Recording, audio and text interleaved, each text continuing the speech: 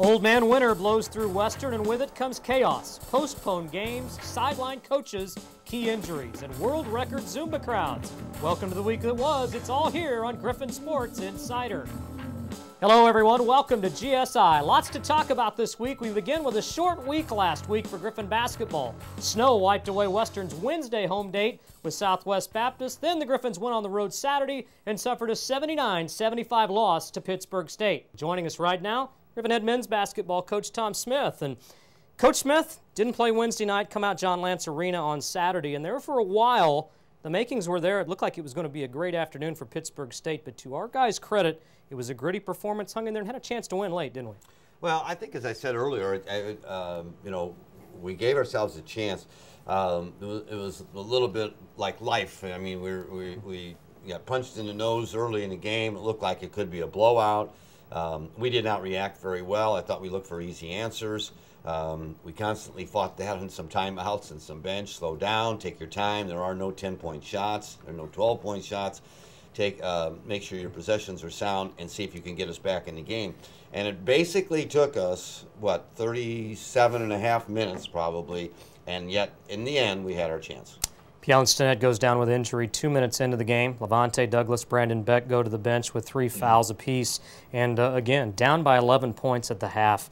Second half, we come out. I think Pitt extends the lead a little bit more. And at that point, needed a couple guys to step up scoring. Jonathan Phelps, who for him had been struggling a little bit offensively, ends up with 24 points. And T.J. Johnson, another good night offensively as well. Well, I thought those two guys really gave us a lift along with everybody else. I think the main thing, Brett, what we needed more than anything else is to slow down, is to just take our time. And as I said earlier, you're not going to make up 11 points or 13 points in one shot or 2 shots or 2 different possessions. And yet kids think that they can, and they're acting like, I have to go faster, faster, faster. And we needed to slow down. Once we got it slowed down, I thought we did a great job. I thought we executed, we had some sound possessions, and we did it just the right way. We gave ourselves a chance late in the game. I think if maybe even a minute too soon, I would have liked to have had it a minute later, but we kept fighting that and kept talking about give yourself a chance to win the game. We did that. You have to be proud of the guys when you have your 20 points out of your lineup immediately into the game, 2 minutes into the game.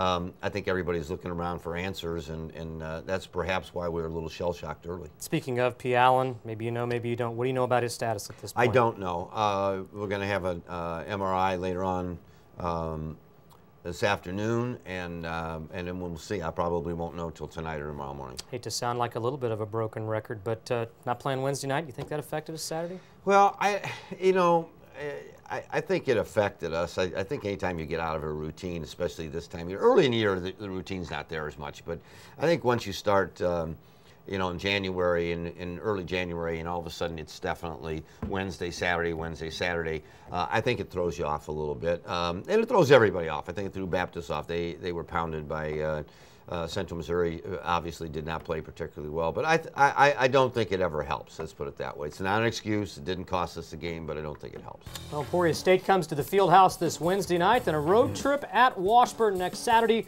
We'll talk with Coach Smith about that after this.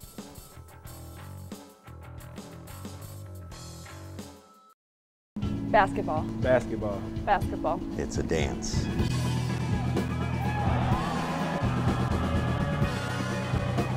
"40 minutes. 40 minutes. 40 minutes of pure emotion.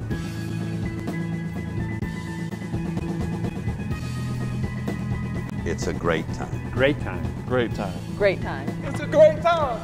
It's a great time to be a Griffon.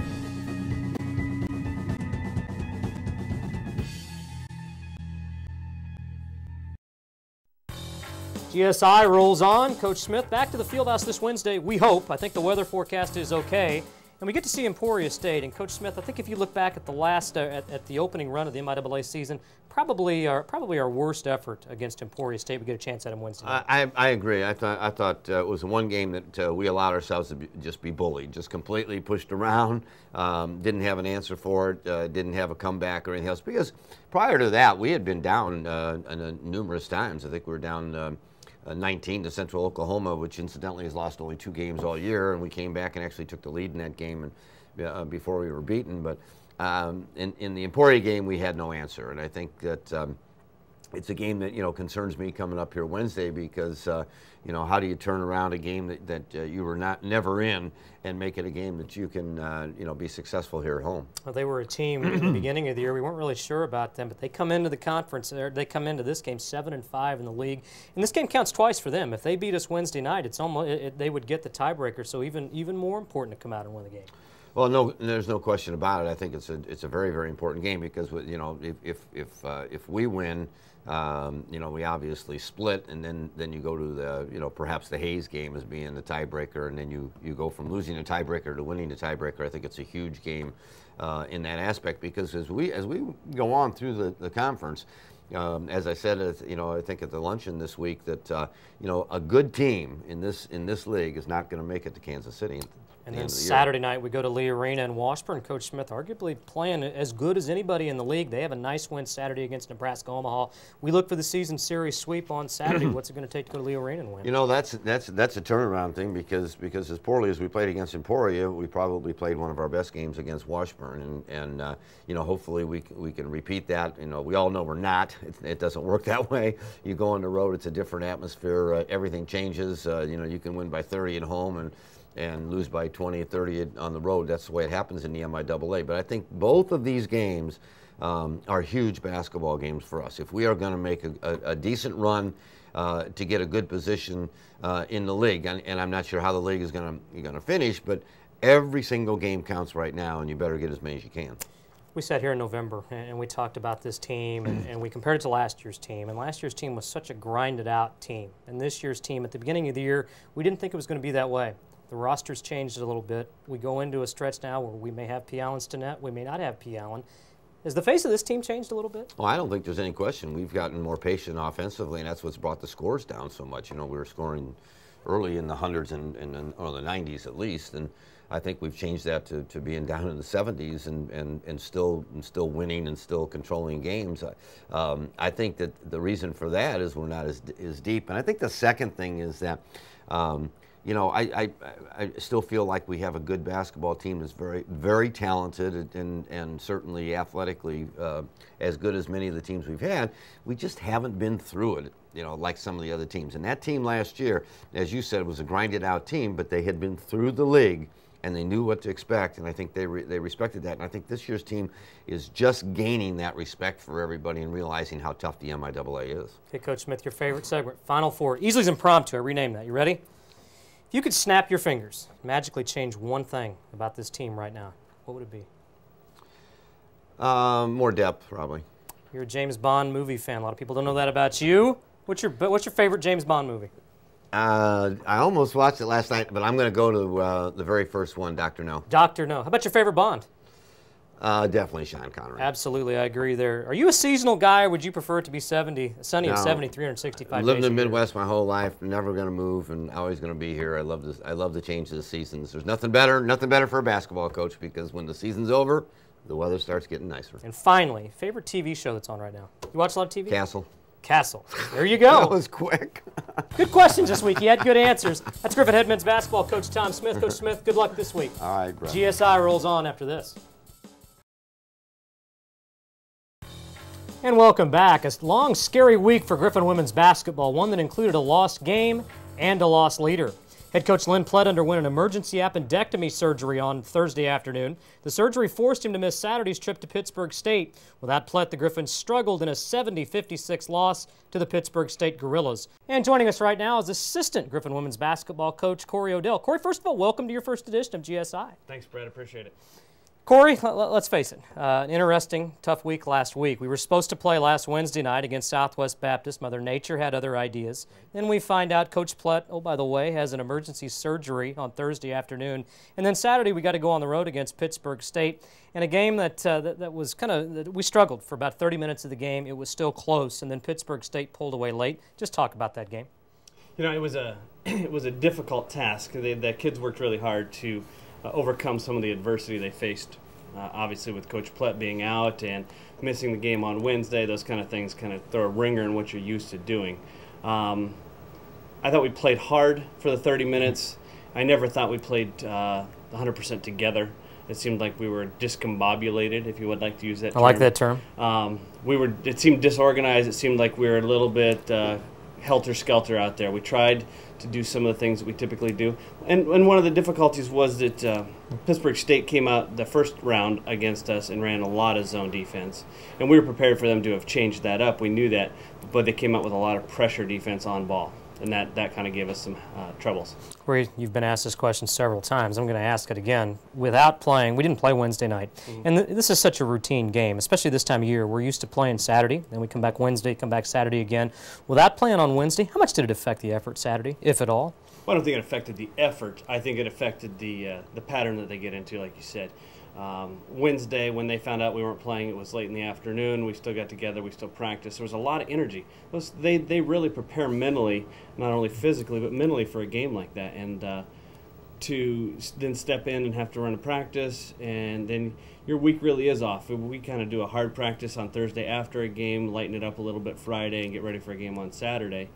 And when those things are changed up at a moment's notice, it just kind of messes with what it is you're doing and how you're focused. For us to be successful, Jessica Cook has to be good. She scores 11 points in the first half of that game, and it looked like it was going to be another great offensive output from her.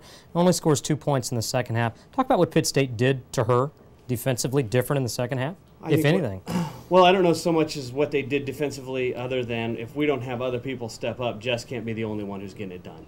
And if she's the only one getting it done, then they can defend that much easier. And I don't think we had enough people around her step off offensively. I think defensively we struggled too. I know we went through a stint where we didn't score, but defensively I think we needed to get better. We dropped back into some zone because they were hurting us on the inside, and then they started knocking down some shots. And then so we then started to go back and forth between our man and our zone. But,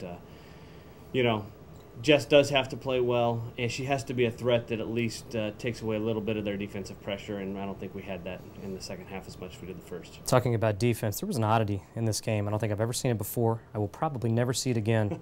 We didn't commit any team fouls in the second half, and a lot of coaches say, play defense without fouling, but that's not necessarily a good thing, is it? It's not a good thing, and it tells you a couple things. One, it tells you that we didn't play aggressive enough on the defensive end, and when we were in our man defense, we should have been up on people a little more. They were setting a lot of screens, on-ball screens, and we like to go under those because they just weren't going to pull back and shoot off that as much as they were going to turn the corner. We were getting caught on that. We were getting caught on the roll. But defensively, we needed to work harder. And now, I think that goes to say some of the officiating was a little bit more lax than it has been in the past. I don't know how many team fouls they had, but I know that it wasn't in the bonus yet. And so to have that in an entire half, no team get in the bonus and us not have any fouls, they really slacked off on the calls. Corey, from the offensive standpoints, 53 points against Central Missouri and then just 56 points against Pitt State Saturday. What have you seen offensively over the last two games that has changed? Seem to be scoring or struggling to score a little bit. We're not, we run transition offense and we try and get down and score quickly. And we're not scoring as quick as we were, and we're not being as aggressive as we have been off that transition. We run a situation where we call it up break, and we try and attack the basket, and we try and do that for the first 10 seconds of the shot clock. And I think that we've been a little bit more hesitant, and we haven't attacked as much as we have in the past, and we need to change that. We need to attack more. Well, time to look ahead. Last week's over, time to look ahead, and it doesn't get any easier. Emporia State, the 11th ranked team in Division II basketball, comes to the Fieldhouse Wednesday night, and then going to Topeka on Saturday to take on 7th ranked Washburn. We beat Washburn the first time around, but going to be different seeing these two teams again later in the season, isn't it? Yeah, it definitely will be different, and we're focusing on Emporia quite a bit right now. I think it's a great opportunity for us. We didn't play as well as we'd like to at Pitt. I think we'll have the opportunity to come out and have a couple good days of practice, really refocus. And I like our chances of coming out and playing strong against Emporia at our place. Obviously, we've been playing better at home, and I see us coming out and doing some good things. We're going to watch some film on Emporia as far as who they've been playing and what they've been doing, but we're going to go back and look and see what we did when we played them there. It wasn't a very wide margin, and we didn't play great. And so we want to go back and look and see what we could do better in that game and come out and play well on Wednesday. Very quickly, what can you tell us about Coach Plett? Obviously, you've talked to him. How's he doing? He's doing better, and I just actually was over there just a few minutes ago, and I don't have any timeline as to when he's going to be out of the hospital or back on the court, but he's doing better, and he's much happier now that they've diagnosed the problem and have taken care of it. Okay, Corey, last segment of the show.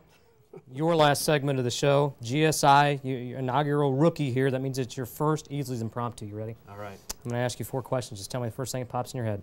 Describe Corey Odell in 5 words or less. Outdoorsman. Okay. It's actually 1 word, I think. You've seen some different weather climates. You've been all over the globe, places you've lived. Would you rather have Hawaii, sun, and palm trees 365 days a year, or, hey, it's the Midwest, it's supposed to snow in January? Absolutely the Midwest, without question. There you have it. Hobby other than coaching basketball? Fishing. Best thing you like about Missouri Western?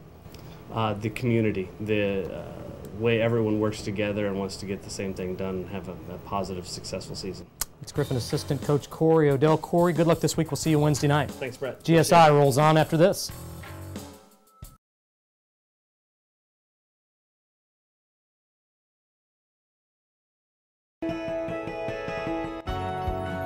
Basketball to me is life. Basketball to me means being together as a family. Out there doing what I love with teammates I love. 5 players becoming a unit, working hard to get the job done. Because it brings out the true character, you really find out really who you really are sometimes. You learn not to take the easy answer. You learn to have a common goal. Those are the things that are important about basketball.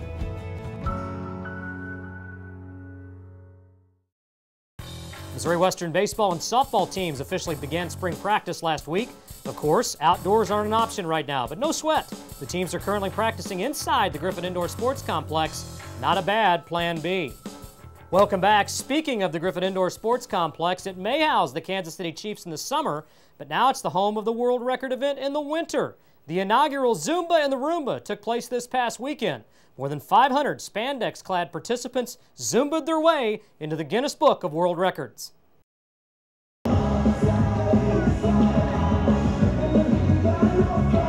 Summer house of the Kansas City Chiefs gives way to spandex Saturday.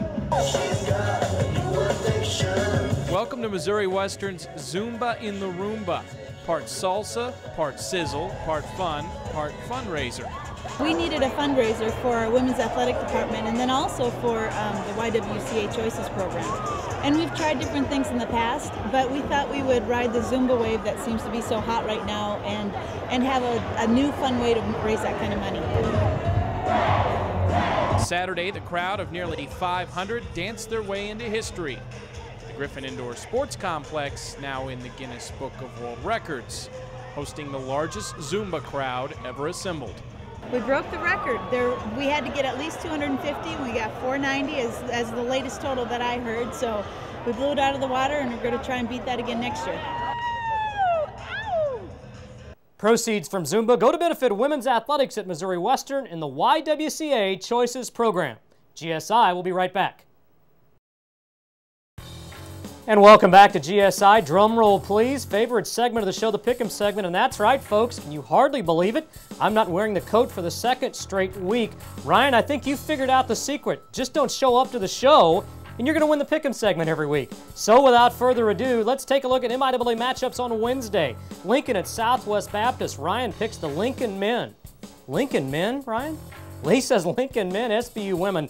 I'm taking an SBU sweep. At SBU, I'm not taking Lincoln until they win. Missouri Southern at Central Missouri. Good matchups there. Ryan says Southern sweep. Give me a Central Missouri sweep. I'm going to be different. Pittsburgh State at Truman. Ryan says Truman sweep. Give me the Truman women and the Pitt State men. Boy, we're different on a lot of ways this week. Washburn at Northwest Missouri State. Good matchup on the women's side. Ryan takes Washburn. Is he not on the Northwest bandwagon yet? Well, I am. Give me the Northwest women, and I'm going to take the Washburn men. And finally, another good matchup. Fort Hays State at Nebraska Omaha. Ryan takes Hays sweep. I'm going to be different again. I'm going to take UNO sweep. UNO women, nice win against Washburn on Saturday. And I'm going to take the UNO men. They had a tough loss against Washburn. I don't think they're going to lose twice at home. Finally, the Pro Bowl. Does anybody care about the Pro Bowl? Well, I do, folks. I'm taking the AFC. Ryan takes the NFC. Well, that does it for this week's edition of Griffon Sports Insider. Don't forget Griffon men and women home Wednesday night as they take on Emporia State, 5:30 women, 7:30 men. And don't forget, folks, Air Elite One Slam Dunk Team has been rescheduled for this Wednesday night. They will perform at halftime of both games, and they'll do a teaser performance in the first half of each game as well. Again, get your tickets 271-4481 or pick them up at the gate that evening beginning at 4 p.m. And don't forget, for all the latest information about your favorite Griffon sport, log on to the official website of Griffon Athletics at gogriffons.com. I'm Brett Easley. That's our show for this week. Remember, folks, wear gold, go Griffs.